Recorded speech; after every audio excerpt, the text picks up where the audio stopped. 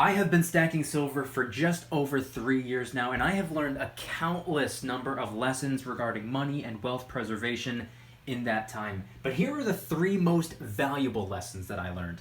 What's going on, everybody? Welcome back to another video. Hope you're doing well, feeling great, and staying safe. It's a great day to have a great day.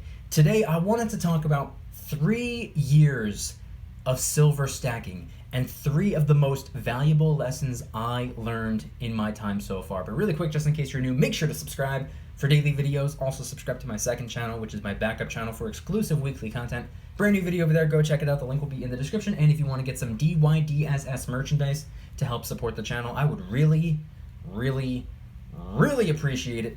Any and all merchandise can be found by clicking the first link in the description section down below. Thank you in advance, it's more than appreciated. But today, I want to talk about the 3 most valuable lessons I learned on my silver stacking journey. I have been stacking for just over 3 years at this point. To be honest with you, I completely lost track of time. My 3-year stack anniversary was at the very end of December. I didn't even realize how much time was going by, but I am now about 3 years and 2 or 3 weeks deep in silver stacking, and I've learned a lot over the years. I've made mistakes. I've gone through trials and tribulations, trial and error. I went this route to see if that would work. I went the other route to see if that would work. I've tried this, I've tried that, and I've learned a lot in the last 3 years.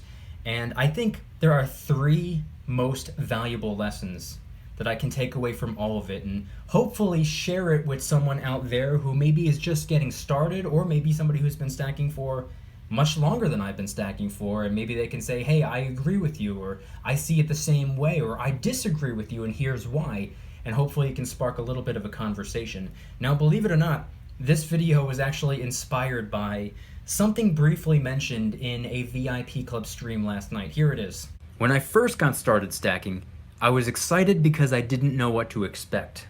Now, I'm even more excited because I know exactly what to expect. I'm probably going to soundbite that and include it in tomorrow's video. So we were having like a 2.5 hour long conversation last night, and it was actually really interesting, and I wrote it down on a piece of paper that I wanted to talk about that little itty bitty part for today's video. So that's what we're talking about today. So number 1 on the list of 3 things that I learned in 3 years, no particular order by the way, but number 1, that silver should be measured in ounces, not in dollars. This was a mistake I was making at the very beginning. I would have a little 1 troy ounce silver coin rounder bar in my hand, and I would refer to it as $20 worth of silver. I got started stacking when spot price was only like $17, and for my first couple months it dropped down to the $16 range, and at the time premiums were only like $1 to $2, maybe $2.25 the most. But point being is, back then you could get a troy ounce of silver for under $20, or about $20. With the premium included, it would bring it up to about 18, 19 bucks, and I would just round it up to 20. And I would look at a little silver eagle or a silver round or a silver bar, and I would say, that right there is $20 worth of silver. That was not $20 worth of silver. That was 1 troy ounce of silver. I would look at a 10-ounce silver bar, and I would say, oh, that's $200 worth of silver. Oh, what's that you say? Spot price went up. It's no longer $200 worth of silver. Now it's $215 worth of silver. Here's why I made a mistake. That's what I was saying at the very beginning. Failing to realize that the silver should be measured in ounces. It doesn't matter how many dollars it's worth. It's 1 troy ounce, it's 5 troy ounces, it's 10 troy ounces, because at the end of the day, spot price, one could argue, isn't even relevant. Of course it's relevant when you're converting your dollars into it and trying to get the best bang for your buck, but once it's in your possession, for me anyway, it no longer matters how much it's worth in fiat currency glorified IOU debt notes. That's just my personal opinion. Now, what's funny about this lesson is the person who introduced me to silver was the one who taught me that lesson a little bit later down the road. A friend of mine, he moved out of town. I think he moved out of state actually, and he came back to visit one day to hang out with the old group of friends. And he was telling me that he doesn't really have like a side business or anything like that, but he stacks silver as a method of saving money. And I could not understand what in the world he was talking about. And later on, he actually sent me a picture of some of the silver bars and coins that he has. And I said, how much is that worth? And he said something along the lines of, it's worth 50 ounces of silver, let's just say, just, small pile of silver. And I said, well, how much is it worth though? Like, how much money is it? And he's like, what are you talking about? It's 50 ounces of silver. And I'm like, dude, how much money is it? And he was like, it's 50 ounces of silver. Are you asking me how much currency is it? And I was like, sure. And he was like, I don't know, I don't care. So that's kind of how I was introduced to measuring the silver and also the gold in troy ounces rather than in dollars, because if you're measuring it in dollars, number one, it's going to fluctuate every day. Today it's worth $250, and then tomorrow it's going to be worth $253, and the day after that's going to be worth $246. It's constantly fluctuating. But what's constant is how much it weighs. So moving away from lesson number 1, I want to talk about lesson number 2, which is that stacking silver is not an investment. Now, some people consider it to be an investment. If you want to call it an investment, be my guest. I have no desire to argue with anyone. I'm right. No, I'm right. No, I'm right. No, I'm right. Call it what you want. I don't care. But the reason that I learned that it was not an investment, which, by the way, at the very beginning, when I didn't really know any better, I was calling it an investment. I would say that I'm investing in silver, failing to realize that I don't think silver is necessarily a good investment if you're looking to make massive, massive profits. If you're looking to protect yourself financially, if you're looking to preserve your wealth for the long term and use it as a tool or a hedge against inflation, then maybe you can call it an investment in your finances, an investment in your future, an investment in your family, if that's what you want to do. I think that's kind of the gray area when you're talking about the word investment, but call it whatever you want. The reason I realized it was not an investment was because I believe silver and gold, the precious metals, I consider them to be somewhat of a physical at-home savings account. It's just a store of value. It's just a store of wealth. It's something to protect myself in the event of micro financial hardships or macro economic disasters. I see it as a physical at-home savings account, and by stacking the silver and the gold, and also the dollars too, for the record, I'm being my own bank. And if you're going to be your own bank, if you are going to own your own somewhat of a savings account, not exactly, but somewhat of a savings account, that's just a way of saving money. I'm not involved in the silver and the gold to make money. If I exclusively wanted to make money, I would be 100% in business, stocks, or real estate. Silver and gold, that's just my way of saving money. Now, I do make investments, which I'll talk about in the third lesson, but I want to focus on this really quick. I see it as a physical at-home savings account. But the savings account at the bank, which I could very easily keep my dollar bills in if I want to, is that an investment? I would say no. And if it is, that's probably the worst investment you could ever possibly make, because 100% of your currency is in someone else's possession. Not only that, it is guaranteed to devalue. It depreciates in value. It goes down. So it's like a reverse investment. It's like the purpose of a savings account is almost, you could say, to lose money rather than to make money. But silver and gold, I don't see it as an investment because it's not designed to make money. It's designed to save money. Big difference between saving and earning. And plus, not to mention, most investments you make, if you're going to invest in business, stocks, or real estate, if you see a return on your investment, it's because those businesses, those stocks, that real estate has maybe seen some capital appreciation, maybe it's gone up in value, maybe some expansion, some growth has taken place. But when it comes to the silver and the gold, it's not really like the precious metals are growing. It's not necessarily like the precious metals are expanding or building onto themselves or anything like that. The silver and the gold, if it sees any quote-unquote capital appreciation, aka if the spot price goes up, that's not really like you made any money at all, because typically if spot price goes up, it's because the value of the dollar bill went down. So it appears that you have more money, but you have more money that's weaker than it was before.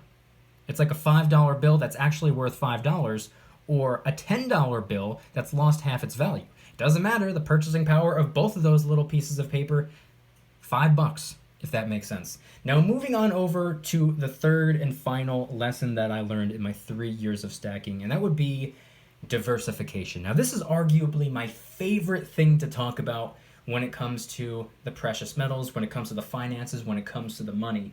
Now, I'm the type of person who did not learn my lesson the first time around. I had to learn my lesson the second time around. I had to get smacked in the face twice to wake up to the fact that you should not put all your eggs in one basket. And that was before the silver and the gold. That was just in terms with work and whatnot.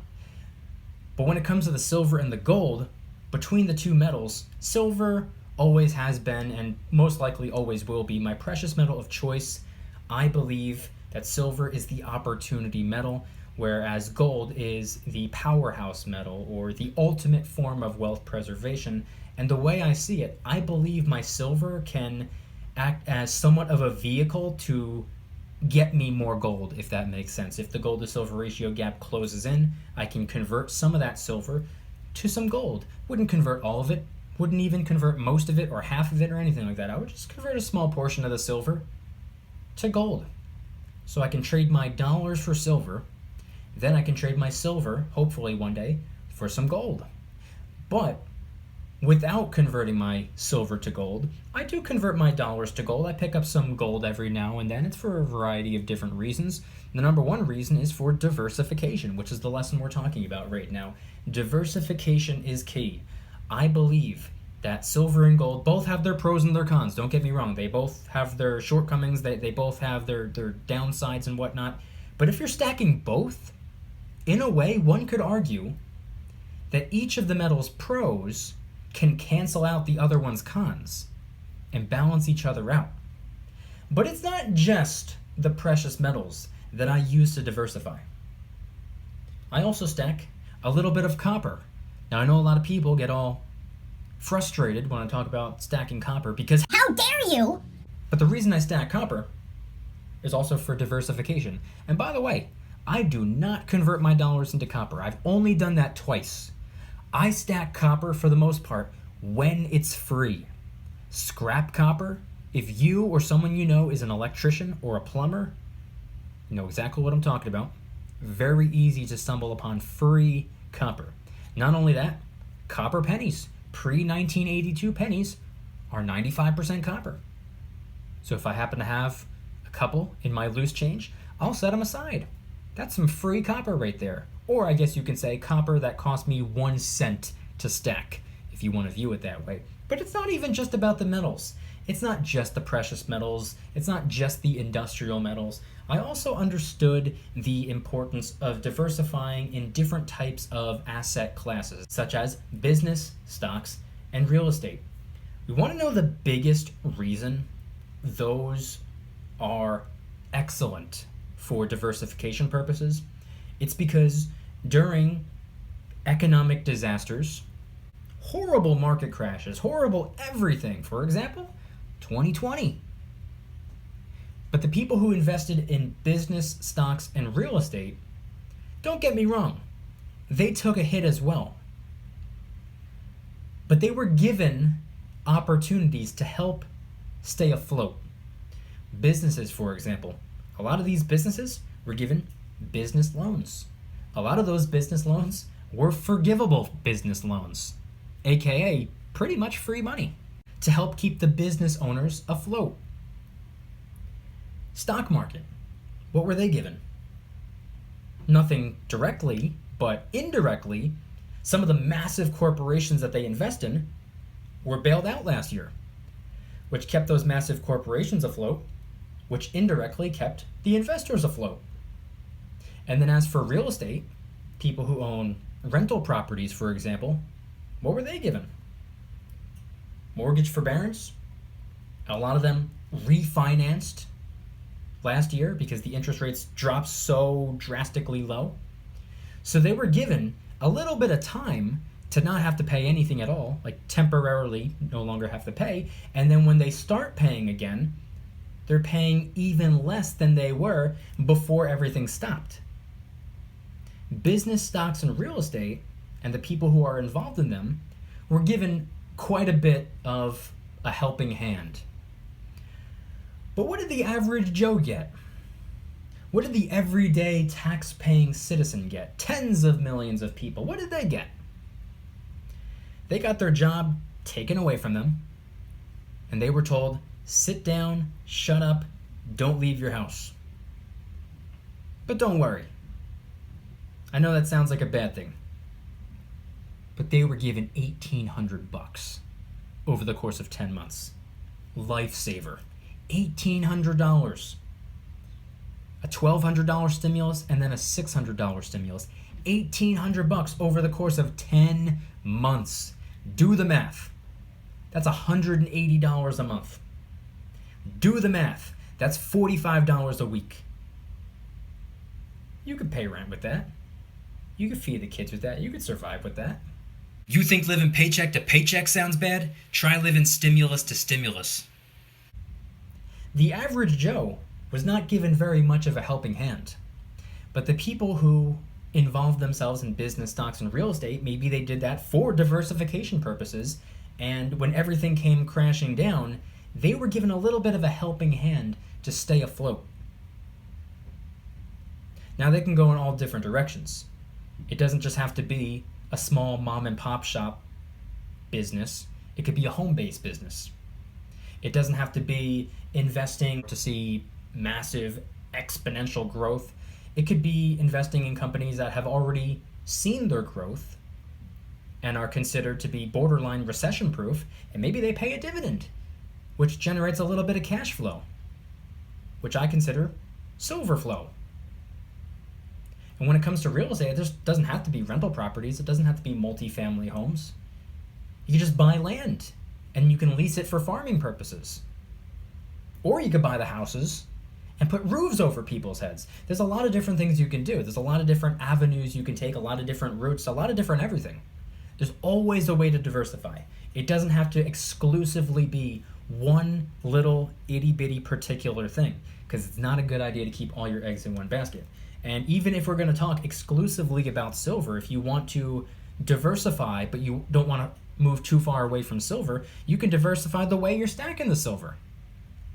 Maybe some coins, maybe some rounds, maybe some bars, maybe some foreign coins, maybe some 90% coins, maybe some 80% coins, or 40% coins, or 35% coins, maybe some kilo bars, or 50-ounce bars, or 100-ounce bars, or just a bunch of 1-ounce silver coins, rounds, and bars. There's always a way to mix and match it up. You can get junk silver, you can get pure silver, you can get Australian silver, you can get Canadian silver, you can get American silver, you can do whatever you want.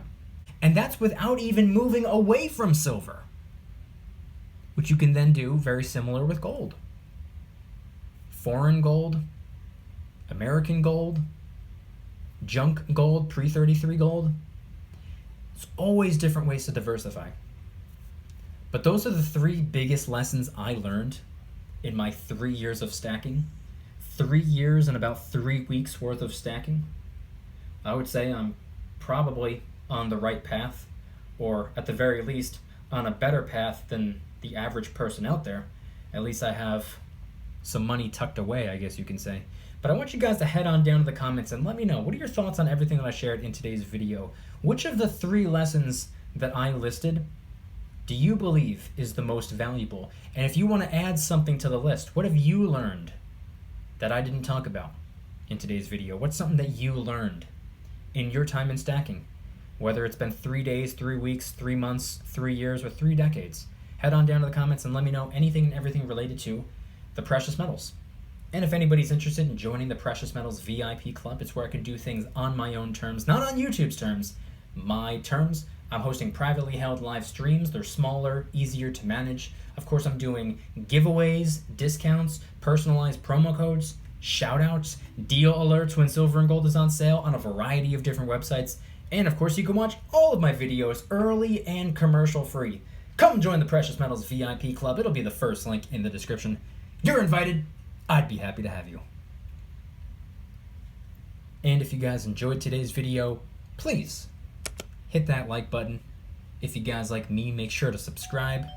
New videos every single day, 365 days a year.